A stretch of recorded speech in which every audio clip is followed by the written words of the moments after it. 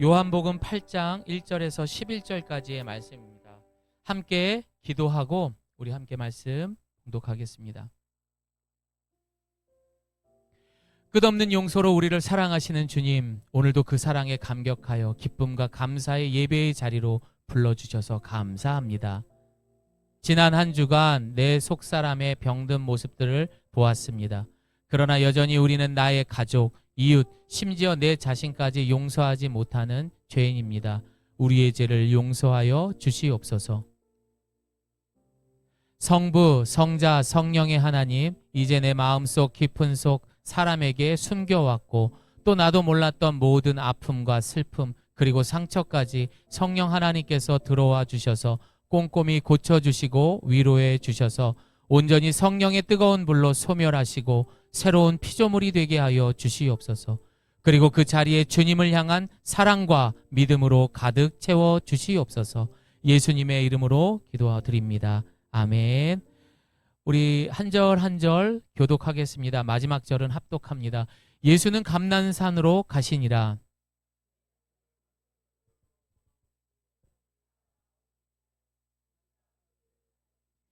서기관들과 바리새인들이 음행 중에 잡힌 여자를 끌고 와서 가운데 세우고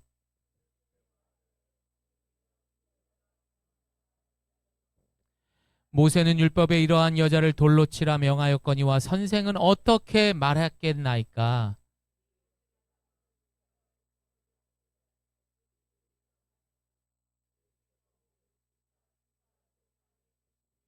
그들이 묻기를 맞이 아니하는지라. 이에 일어나 이르시되 너희 중에 죄 없는 자가 먼저 돌로 치라 하시고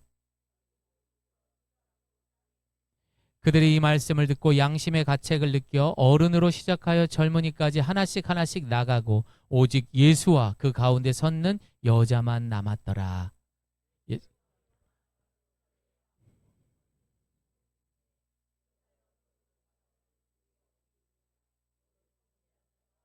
함께합니다. 대답하되 주여 없나이다. 예수께서 이르시되 나도 너를 정죄하지 아니하노니 가서 다시는 죄를 범하지 말라 하시니라. 아멘. 우리는 계속해서 성도의 면역력, 지난주에는 속사람에 대해서 함께 나누었고 그리고 이번 주에는 그 속사람이 강건하여지기 위해서 바로 용서라는 주제를 가지고 오늘 함께 말씀을 나누려고 합니다. 지난 2012년 저는 신대원에 처음 학교에 들어갔고요. 정말 갈비탕 한 그릇 때문에 계속해서 섬겨왔던 수원의 호스피스, 그곳을 처음 가게 되었었습니다. 그리고 지난주에 그 호스피스, 수원에 있는 그 호스피스 사역은 이제 마무리가 되었습니다.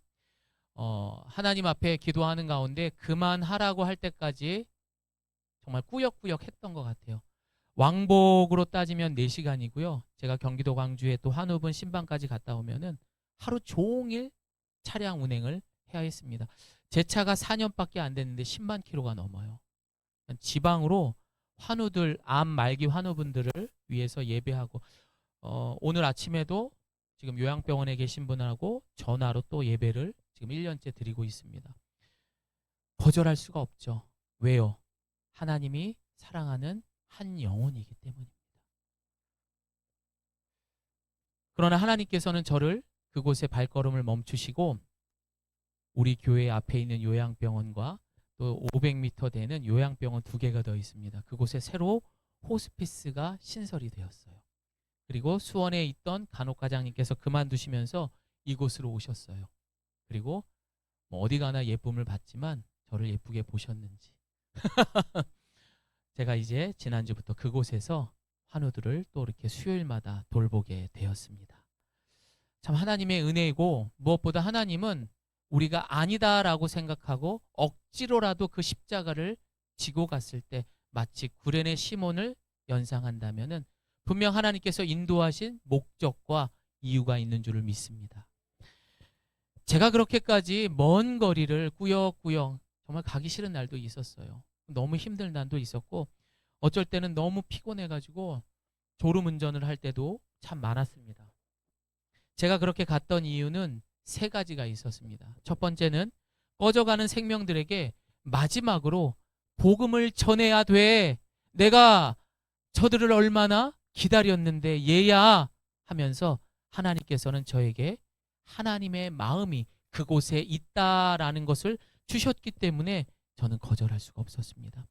우리 그리스도인은 내가 받은 은혜가 있다라고 한다면은요, 하나님의 마음이 있는 곳에 빛을 비추는 삶이 성도의 삶인 줄을 믿습니다. 또한 그렇게 우리가 순종하면서 평생 걸어갈 때 그것을 사명이라고 말하는 거예요.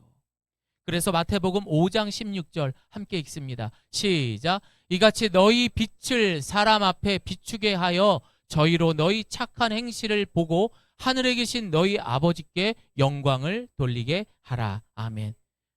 그것이 바로 하나님께 영광 돌리는 삶인 것입니다. 여러분, 정말 그 호스피스 센터는 특별한 곳이었어요. 그런데 그곳에 전국에서 모이는 사람들을 만나다 보면은 생각보다 예수님 이야기를 듣지 못한 분이 있어요. 평생 한 번도 듣지 못한 분이 많아요. 교회 가자란 이야기 한 번도 듣지 못한 분 진짜 많습니다. 자신이 여기까지 70년, 80년을 살면서 한 번도 그 얘기를 한 사람이 없대요. 교회 다니면서도 자기한테 그 말 안 했대요. 여러분, 그뿐인 줄 아십니까? 그곳에는 목회자들도 잘 가지 않습니다. 봉사자들도 별로 없습니다. 왜요? 부담스러우니까.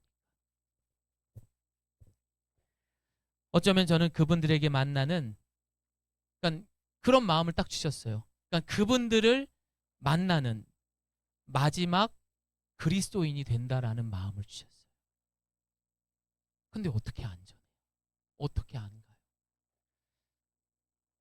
한 번은 학교 시험 때문에 안 간 적이 있어요. 한 주를 빼먹은 적이 있었어요. 근데 제가 복음을 다 전하지 못하고 영접하지 않았던 김소녀라는 할머니는 77세에 결국 영접하지 못하고 돌아가셨습니다. 그것이 제 안에 엄청난 상처가 됐었어요. 물론 지금은 멀쩡합니다. 근데 그게 동기부여가 됐었습니다. 그래서 지금까지 갔던 거예요. 그럼 왜 예수를 믿는데도, 많은 그렇게 믿음이 좋은 사람이 있는데도 왜 우리는 그렇게 부담이 되고 힘든 곳들을 피하고 두려워할까요? 그 이유는 아마도 최소한의 내 기준에 순종들이 있기 때문에, 내가 정해놓은 순종의 기준들이 있습니다. 결국 그 말은 무슨 말이냐? 내가 안심할 수 있는 길에서 벗어나고 싶지 않기 때문이라는 내 의지 때문인 거예요. 내가 살아왔던 여전한 나의 환경과 성격, 또 나의 수준까지 내가 나를 가장 잘 안다라고 스스로가 판단했기 때문에 사실상 하나님의 마음이 있는 곳이고 그것이 좋은 것임에도 알고 있어도 내가 발걸음으로 옮기지 못하는 겁니다. 제가 늘 말하잖아요. 가슴까지 내려왔어요. 뜨거워요. 부르짖어요. 하지만 발걸음까지 가는 분들은 별로 없더라고요. 그래서 더 힘들고 어려운 것은 피하게 되는 것입니다. 아마도 이곳에 지금 우리 오성 교사님 오셔서 그 마음을 누구보다도 더 잘 아실 거예요. 왜? 너무나 일손이 부족하거든요. 하자군요. 더 하실 거예요. 근데 사람들이 순종 못 하거든요. 저도 두려워요. 그러나 이제는 정말 어두운 곳을 비추고 하나님의 영광이 있는 곳에 우리 순종할 수 있는 저와 여러분 되시기를 소망합니다. 내 자족보다 우리 아버지 마음이 있는 곳에 평생 순종해야 돼요. 그게 성도인 거예요. 두 번째는요, 저는 굉장히 계산적이고 생각이 많아요. 저희 부모님도 그렇고 제 아내도 그렇고, 아내랑 그 얘기도 했었어요. 여기 내천자 보톡스 한번 맞으러 가자고. 이게 어렸을 때부터 항상 인상을 쓰니까. 네. 그래서 날카로웠었고, 그런데 제가 그 사역을 하면서 인생의 답이 예수 그리스도다라는 것을 알게 되었습니다. 요한복음 15장 5절 6절 말씀 함께 읽습니다. 시작. 나는 포도나무요 너희는 가지라. 그가 내 안에 내가 그 안에 거하면 사람이 열매를 많이 맺나니 나를 떠나서는 너희가 아무것도 할 수 없음이라. 사람이 내 안에 거하지 아니하면 가지처럼 밖에 버려져 마르나니 사람들이 그것을 모아다가 불에 던져 이 죽음과 생명의 그 양갈래길에 거칠게 호흡하시는 분들을 바라볼 때마다 이분들에게 가장 큰 위로와 바람이 무엇이 있을 것 같아요? 평생 내가 수고하면서 먹여 살렸던 가족들이에요. 그 가족들이 위로가 될까요? 또 착한 우리 아들, 딸들이 과연 내 그 끝자락에서 위로가 될까요? 아니더라고요, 여러분. 절대 아닙니다. 심지어 그 자리에서 당신에게 지금 1억 천금을 주겠습니다. 아유, 택도 없는 소리입니다. 그 어떤 것도 위로가 안 되더라고요. 그 두려움을 막을 수 없더라고요. 결론은요, 포도나무 되시는 그 예수님 곁에 꼭 붙어만 있어야 된다라는 것을 확실하게 알았습니다. 확실히 신앙 있는 사람들이 그 끝자락에서도 담대했습니다. 평안했습니다. 여러분, 왜 내일을 그렇게 걱정하고 과거에 사로잡혀 살아가고 있습니까?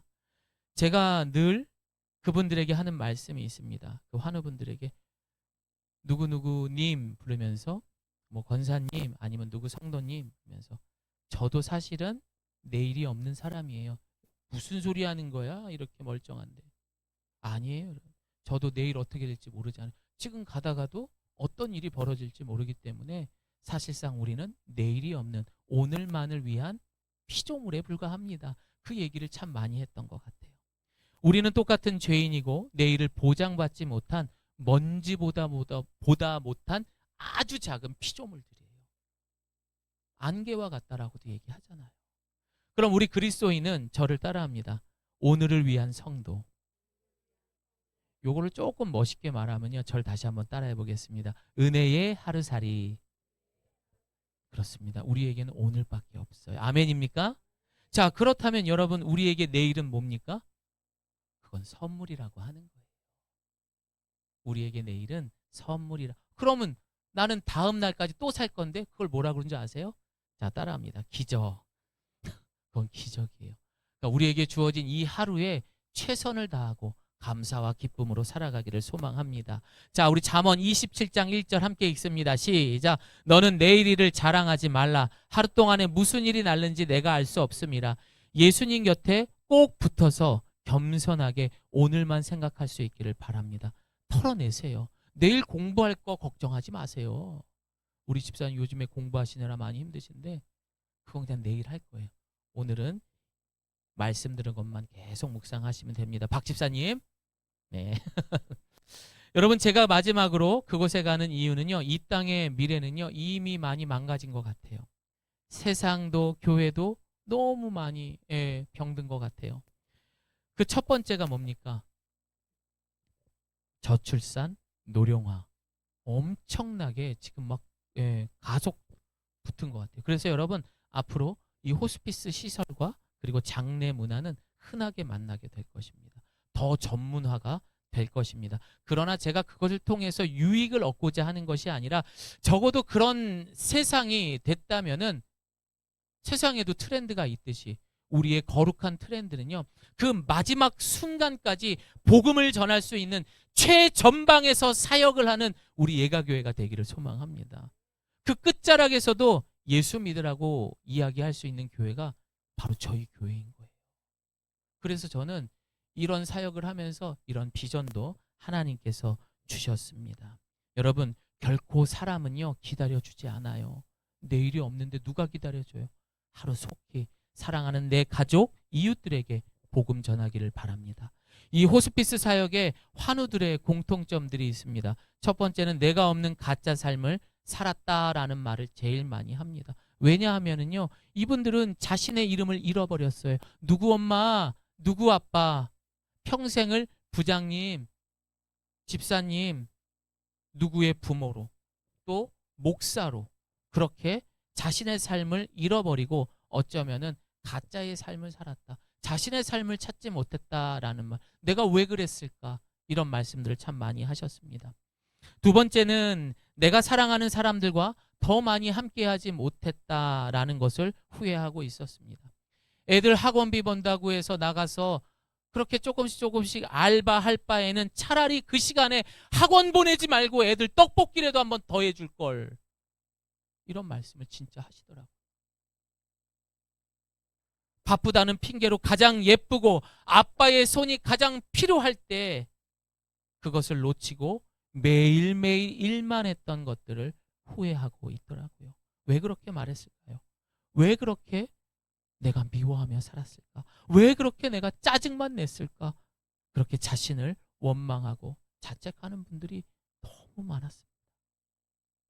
그래서 제가 이 환우분들에게 가장 많이 이야기는요. 주님은 이 세상을 사랑하셔서요. 우리의 죄를 용서하셨습니다. 주님은요. 그럼에도 불구하고 우리 환우님을 너무 사랑하세요. 그리고 지난날에 내가 후회하는 것까지 다 용서하셨어요. 그 얘기를 제일 많이 했던 것 같아요. 왜냐하면 다른 말로 내가 해도요. 들어먹지 않습니다. 어떤 것도 위로가 안 돼요. 근데 예수님은 먹히더라고요. 그게 능력인 거예요. 여러분 적어도 이 성경에 기록된 용서라면은 우리는 형제나 이웃을 용서할 권리가 있을까요? 없을까요? 나는 용서할 권리가 있다 없다. 우리 아름 어린이 벌써 30이 넘었대요. 내 알았는데 아유 미안해 아름아. 또 오늘따라 또 어리게 와가지고 나는 아직도 그런 줄 알았는데 30이 넘었대. 깜짝 놀랐네. 여러분 우리는 권리할 권리가 없어요. 용서할 권리가 없는 사람들이에요.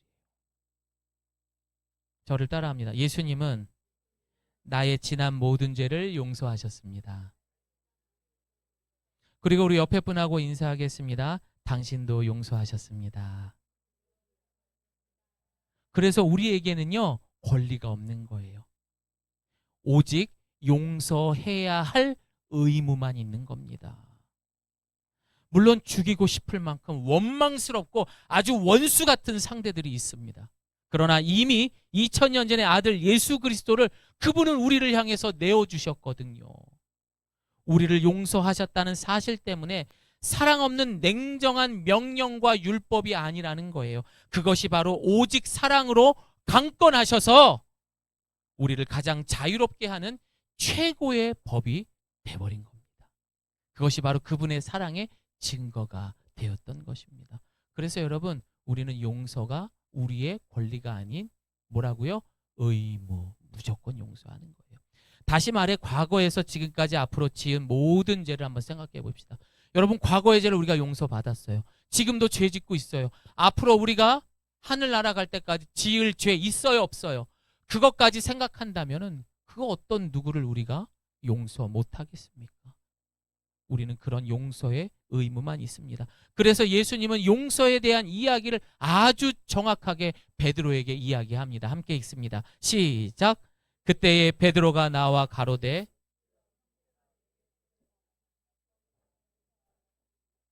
일곱 번까지 하오리까 예수께서 가라사대 내게 이르노니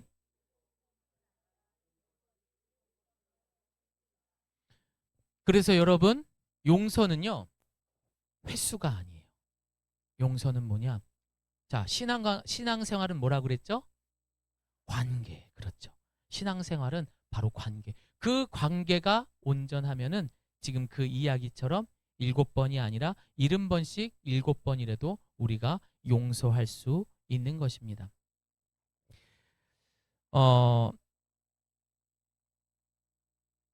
여러분 처음 시작하는 연인 사이를 보게 되면은 실수를 해도 도연아 다 이뻐 안 이뻐?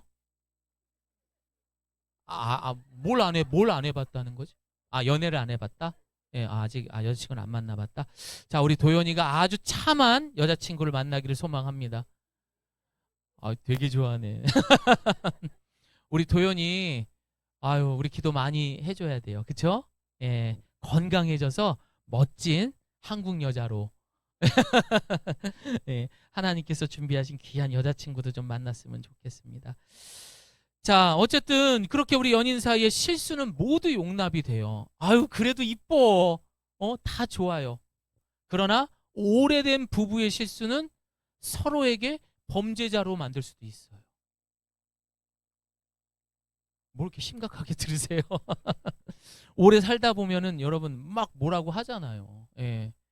그러니까 그렇게 극단적으로 화를 낼 수도 있다라는 것입니다. 그래서 여러분 용서라는 것은 하나님과의 관계에 따라서 우리가 의무냐 권리냐 이렇게 나눠질 수 있습니다.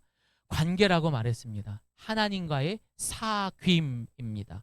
뭐라고요? 하나님과의 사귐. 자, 우리 요한일서 함께 읽습니다. 시작. 우리가 보고 들은 바를 너희에게 전함은 너희로 우리의 사귐이 있게 하려 함이니 우리의 사귐은 아버지와 그의 아들 예수 그리스도와 더불어 누림이라. 우리가 이것을 쓰면 우리의 기쁨이 충만하게 하려 함이니라.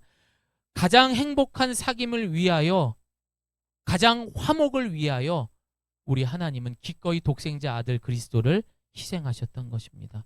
이것이 하나님이 우리를 향한 사랑의 증거요, 바로 용서라고 말하는 것입니다. 그래서 우리도 용서의 권리가 아닌 의무가 되는 것입니다. 여러분, 기적이 뭡니까? 여러분, 기적은 별게 아니에요. 내가 용서해야 할 그 원수가 주님이 사랑하는 한 영혼이 되는 거예요. 그게 바로 기적인 것입니다. 용서는 엄연한 성령님이 주시는 세상이 이해하지 못하는 가장 신령한 영적인 반응인 겁니다. 온전한 사귐이 있다면 자연스럽게 할 수 있는 겁니다. 계산이 어디 있어요? 내 감정이 뭐가 중요해요? 내가 그렇게 사랑을 받은 사람인데, 내가 그렇게 용서받았는데. 여러분, 그렇게 이 시간 우리가 속사람의 자유와 기쁨을 위하여서 용서의 은혜를 경험할 수 있는 저와 여러분 되시기를 소망합니다. 오늘 본문은요, 우리가 잘 아는 가늠한 여인에 대한 이야기입니다. 여러분, 요한복음 8장 3절 우리 한 번 더 읽어봅니다. 예, 없습니까? 죄송합니다. 3절 말씀만 다시 읽어보겠습니다. 서기관들과 시작. 서기관들과 바리새인들이 음행 중에 잡힌 여자를 끌고 와서 가운데 세우고. 이 본문을 통해서 우리가 세 가지 사실을 알 수가 있습니다. 첫 번째, 이 여인은 지금 간음을 하는 중에 현장에 잡혔다라고 말하고 있습니다. 다시 말해서 예측할 수 없었겠죠. 자신의 목적을 위해, 그리고 자신의 삶을 위해 그렇게 살아가다가 들이닥치게 된 것이죠. 우리의 삶, 우리의 인생도 똑같습니다. 언제 어떤 일이 벌어질지 모릅니다. 두 번째, 여인은 이제 죽어야 합니다. 이제 끝난 인생이라는 거죠. 우리가 잘 아는 것처럼 이슬람 국가에서 가끔씩 공개 처형하는 것들이 뉴스에 나와서 세상을 떠들썩하게 합니다. 마찬가지 이 시대에도 유대의 모세 율법으로 인하여서 이 여자를, 음행한 이 여자를 돌로 쳐 죽여야 하기 때문에 이 여자는 당장 죽을 인생이다라는 것을 이 본문을 통해서 알 수가 있습니다. 세 번째는 이 여인은 가장 부끄러운 매춘부까지 왜 어떻게 살았길래, 도대체 그 사람 속마음에는 뭐가 있었길래 인생의 가장 마지막 그 밑바닥이라고 말하는 그런 창기의 삶까지 갔었을까라는 것을 우리가 짐작해야 할 것입니다. 어떤 일인지는 모릅니다. 하지만 분명 이 자리에 앉아있는 모든 사람들은 다 사연이 있어요. 그렇죠, 김정아 집사님? 사연이 있어요. 그렇죠, 혜림 집사님? 예, 우리 예범이도 사연이 있어요. 인생에 태어나는 것부터 모두가 다 사연이 있습니다. 그리고 그 사연으로 인하여 분명 그 사람의 삶은 오늘과 같은 그런 수치와 죽음, 공포, 절망에 쌓여있는 인생이 될 수도 있다는 거예요. 도대체 어떻게 살았길래, 이 여인은요, 성경에 나와 있는 사람 중에 가장 저 밑바닥에 있는 사람이에요. 그래요, 안 그래요? 맞잖아요, 여러분. 무시당하죠. 심지어 이제 죽어야 돼요. 설령 살았다 하더라도 어떻게 고개를 들고 살겠습니까? 제가 봤을 때는 아예 율법의 문둥병자처럼 사람 취급 못 받는 것보다도 더 많은 상처를 받고 버려진 삶을 살아야 하는 인생이라는 것입니다.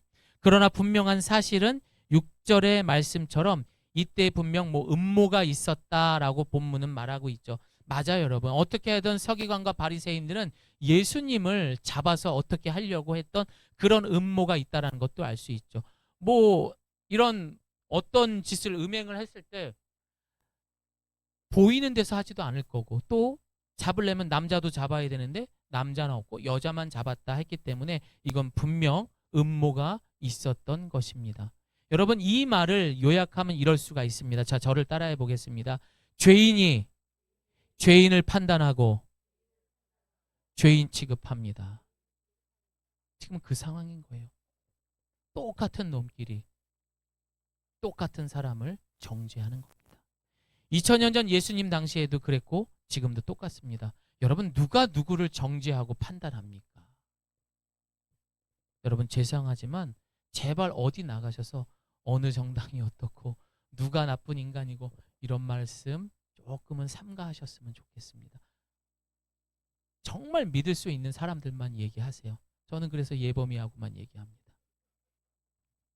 정말 비밀 얘기, 이런 얘기는요, 못 알아듣는 애하고 얘기를 해야지, 이런 이야기는 입 밖에도 내지 않는 저와 여러분 되기를 바랍니다. 예, 우리는 보이지 않는 하나님을 드러내는 축복의 통로들이에요. 그런 험한 말들 하지 않기를 바랍니다. 그리고 본문에 예수님은 이런 죄인들 앞에서 초라하게 죽음을 기다리고 있는 여인을 보면서 몸을 굽히고 손가락으로 바닥에 뭔가를 썼다라고 말합니다. 예수님은 지금 그 여인의 어떤 상처와 지금의 상황으로 두려움에 있는 여인의 마음도 아시고 아주 못돼 처먹은 교활한 서기관과 바리새인들의 죄도 보고 있습니다. 또한 이 모습을 지켜보고 있는 많은 군중도 예수님은 보고 계십니다. 우리는 이 세 가지 관점으로 세상을 또한 볼 수 있어야 됩니다. 바리새인 관점, 관음한 여인의 관점. 여러분, 우리도요, 얼마나 못됐습니까? 죄송합니다. 단지 그게 수면 위에 떠오르지만 않았지 그 밑바닥에 어떤 것이 있는지 그걸 누가 알아요? 그럼 또 그거를 은폐하려고 얼마나 많은 노력들을 합니까? 안 그런 척, 깨끗한 척. 또한 이런 죄를 늘 지적해야 되는, 율법으로만 이야기하는 이 바리새인의 삶을 보면서 부모로 살아가는 내가 자녀들을 혹시 이렇게 정죄하고 있지는 않나 라고도 우리는 생각해 볼 필요가 있습니다. 또 저 같은 목사나 또한 리더십을 갖고 있는 사람들이 항상 조심해야 될 것입니다. 마지막으로 군중의 모습, 이런 상황을 지켜보는 나는 어떻게 그런 상황들이 벌어졌어요. 아유, 맞아 하면서 맞장구를 쳐주면서 똑같이 욕을 하고 있는지, 아니면 그 사람을 긍휼한 마음으로, 하나님의 마음으로 보는지, 우리는 이 세 가지 관점까지 생각하면서 성도의 모습을 돌아볼 필요가 있습니다. 예수님은 그 자리에 앉으셨고 글을 썼다고 말합니다. 앉아서 그 글 쓰고 있는 모습을 보고 있는데 그 군중들이 어떻겠습니까? 뭐야, 어쩔 TV 저쩔 TV, 막 이러면서 막 못바땅 할 것입니다. 그리고 예수님은 이렇게 기록을 합니다. 요한복음 8장 7절 함께 읽습니다. 시작.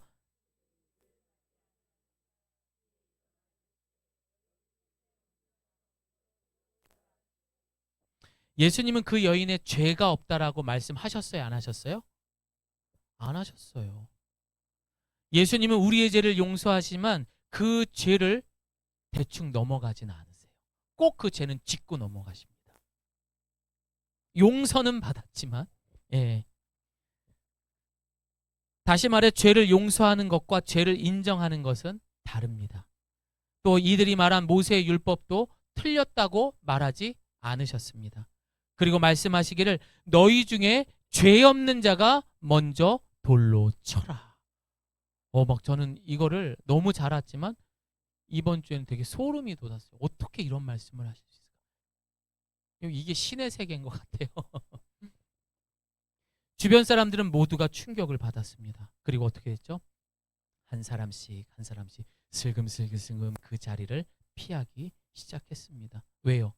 세상의 가장 밑바닥에 있는 저런 버러지 같은 인간의 모습이 나에게도 있었기 때문이에요. 그런데 우리가 무슨 용서할 권리가 있습니까? 무조건 용서해야죠. 그리고 어떻게 되었습니까? 예수님과 그 여인만 남게 됩니다. 여러분, 이런 상황을 가능케 하는 것이 바로 말씀으로 오신 예수님의 영적 권위라고 말하는 거예요. 예수님만이 할 수 있는 겁니다. 우리 히브리서 4장 12절 말씀 함께 읽습니다. 시작. 하나님의 말씀은 살아고 운동력이 있어 좌우의 날선 어떤 검보다도 예리하여 혼과 영과 관절과 골수를 찔러 쪼개기까지 하며 또 마음의 생각과 뜻을 감찰하나니 너희 중에 죄 없는 자가 먼저 돌로 쳐라. 그 예수님의 그 말씀이 그 시끄러웠던 자리를 조용하게 만든 거예요. 왜? 그들의 골수, 심령 다 쪼개버린 거예요. 그게 바로 말씀의 능력입니다. 우리가 어떤 최악의 고통과 슬픔의 순간에도 예수님의 말씀이 되면 선포되면은요, 어둠은 사라지고 빛이 많은 겁니다. 아무리 내가 어떤 직분을 갖고 종교적 열심의 행동을 하던 종교인들도 그 심령의 양심을 흔들어 도망가게 만드는 것이 바로 주님의 말씀인 것입니다. 그래서 이 말씀을 많이 읽으면 읽을수록 우리는 늘 벌거벗은 죄인의 모습을 발견하게 되는 거예요. 그래서 어떻게 돼요? 겸손하게 사는 거죠. 누가 누구를 욕을 해요? 말도 안 되죠. 한 번은 병원 그 수원에 있는 호스피스 마지막 그 2층에 마지막에 임종실이 있습니다. 임마누엘실. 이제 임종을 오늘 하루에 이제 될 수 있는 그런 환우분들이 계셨습니다. 온전히 산소 호흡기에 의존하고 그리고 거칠게 숨을 쉬고 그리고 그곳에 가족들이 이제 임종을 지켜보는 그런 곳이었습니다. 저는 그곳에 환우분들이 있으면 무조건 들어갑니다. 그리고 그 가족과 그 환우들을 위해서 기도하죠. 소통이 안 되죠. 그래서 어떻게 해요? 귀에 대고 이야기해요. 바짝 붙어서. 여러분 사람은 죽어서도요 귀가 열려 있어요. 1시간 정도는 열려 있대요. 그리고 제일 먼저 이야기하는 그 성경 말씀은 늘 정해져 있습니다. 내가 사망의 음침한 골짜기를 갈지라도 해를 두려워하지 않는 것은 주께서 나와 함께 하심이라. 지금 예수님께서 함께 하시고요.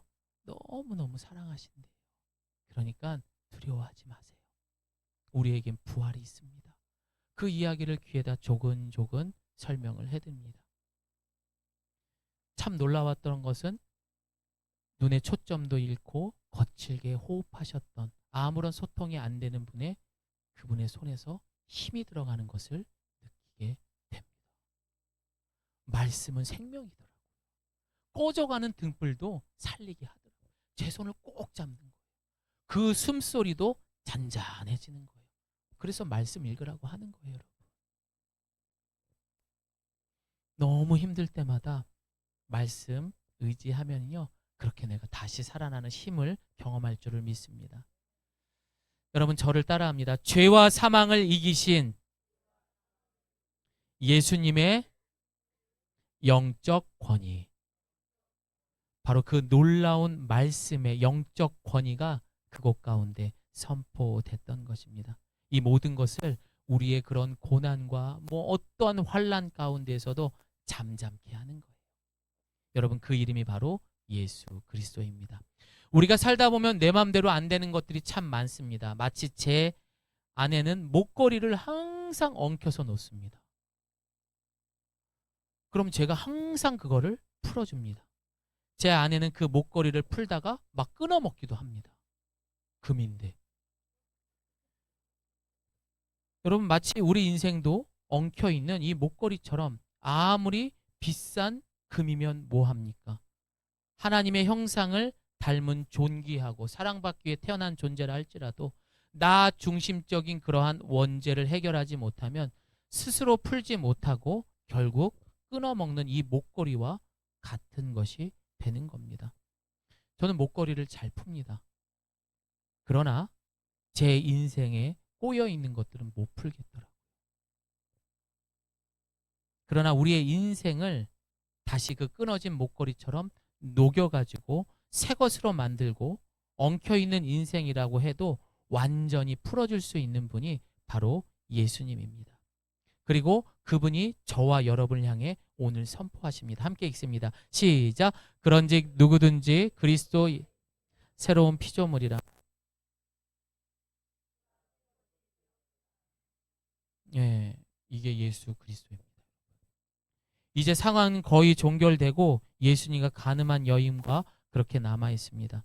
그리고 예수님은 여자에게 말합니다. 여자여, 너를 고소하던, 너를 정죄하던 그들이 어디 있느냐. 여기서 우리가 생각해야 되는 것은 바로 고소했다라는 말과 정죄했다라는 말에 집중해야 됩니다.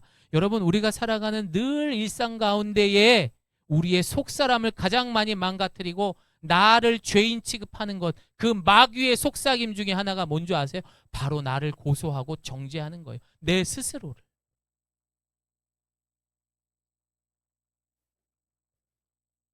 거봐, 이 못난 놈아, 넌 안 돼. 너 같은 게 뭘 하겠어. 야, 네 인생이 뭐 그렇지.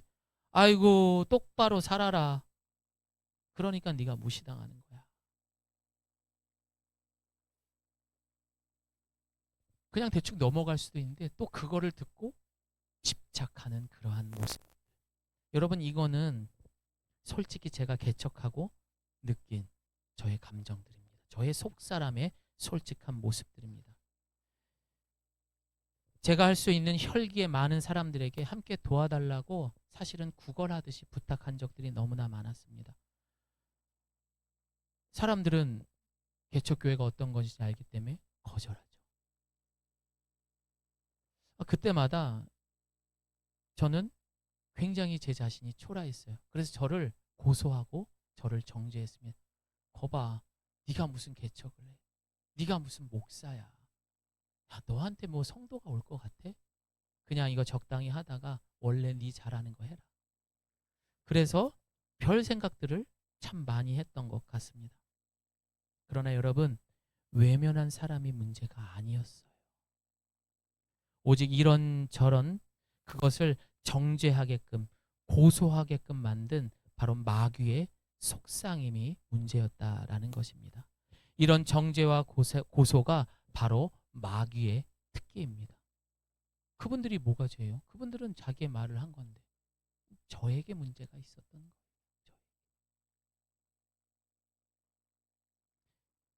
이제 그런 것들을 이번 주에 이제 면역력을 위해서 이제 준비하고, 특별히 이번 주에는 용서다 보니까 계속 교회에 이제 좀 나와가지고 계속 기도를 했습니다. 예배당에 올라와서 이제 찬양하고 그렇게 기도하는데 저에게 이런 마음이 들었습니다. 경민아, 이제 너를 용서해라. 그래서 제 자신을 놓고 용서하는 기도를 하기 시작했습니다. 아이고, 이게 웬일입니까? 사실 누구를 용서하는 기도보다 제 자신을 용납 못하는 그런 기도의 내용들이 더 많았더라고요. 한참을 울었습니다. 그렇게 한참을 울고 났더니 후련한 그런 마음도 있었지만 정말 제 마음이 알 수 없는 그런 편안함과, 그리고 모든 것들을 잘할 수 있다라는 그런 자존감이 올라간 제 자신을 확인할 수가 있었던 것. 결국에는 내 주변과 상황의 문제가 아니더라고요. 저에게 문제가 있었습니다. 저는 그래서 그날 제 자신을 용서했습니다. 그리고 그 다음 날 또 그 기도를 하고 제 자신을 용서하고, 오늘도 또 용서하고, 계속해서 내가 알지 못하는 것들을 드러내게 하셨고 그것을 위해서 기도하고 있습니다.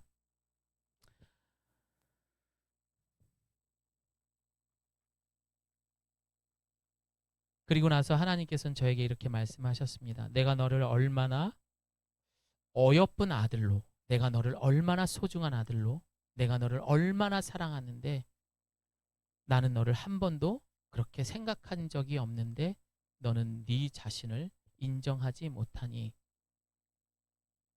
경민아, 너는 나의 보배란다. 경민아, 너는 나의 전부란다. 내가 너를 용서했단다. 우리 요한복음 8장 11절 말씀 함께 읽습니다. 시작.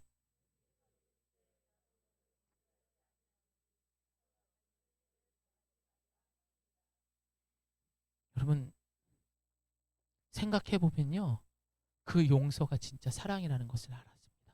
여러분, 한번 집에 가서 기도해 보세요. 내 자신을 용납 못하고 나 스스로를 정죄하고 고소했던 게 얼마나 많은지 모릅니다.